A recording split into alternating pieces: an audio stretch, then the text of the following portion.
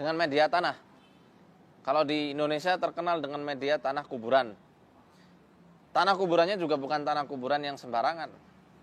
Kuburan seperti apa yang biasanya digunakan? Ya, salah satunya adalah kuburan yang orang yang dikubur itu adalah orang yang meninggalnya tidak wajar.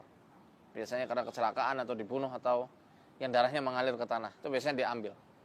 Tapi tidak hanya itu, ada banyak syarat-syarat tergantung dukun-dukunnya. Biasanya tanah kuburan ini dioleskan atau dicolekkan gitu, dilotekkan itu ke pakaian-pakaian yang dijemur, pakaian korban yang dijemur. Salah satunya pertama. Yang kedua bisa dioleskan ke rumahnya, tembok rumah. Yang kedua, yang ketiga bisa disiramkan atau ditaburkan di area yang selalu dilangkahi oleh calon korbannya. Biasanya di depan pintu gerbang. Atau bahkan ada yang ditaburi di sekeliling rumahnya sehingga rumah itu menjadi panas, bahkan keluar kecoa-kecoa, keluar hewan-hewan berbisa yang mana hewan berbisa itu tidak mungkin ada di rumah tersebut. Gitu. Ada juga yang benar-benar dipendam di tempat yang tersembunyi.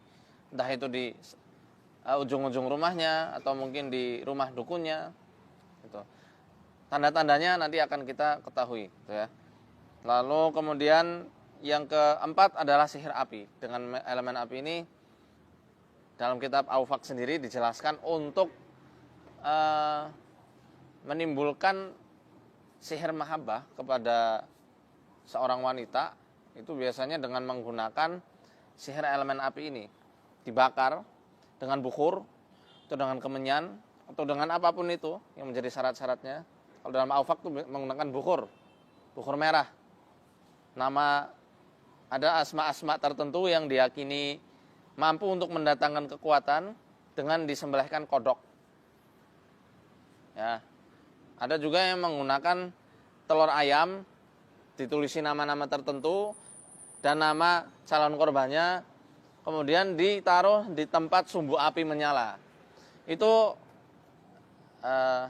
efeknya akan membuat hati wanita itu terbakar dengan rasa rindu sama orang yang menyihirnya. Yang lebih parah, mohon maaf, daerah kemaluannya akan dibuat sangat panas. Dan ada mantra khusus untuk menghilangkan rasa panas itu, yakni dengan rasa panas ini tidak akan padam kecuali dengan air yang terpancar atau air yang keluar dari orang yang menyihirnya.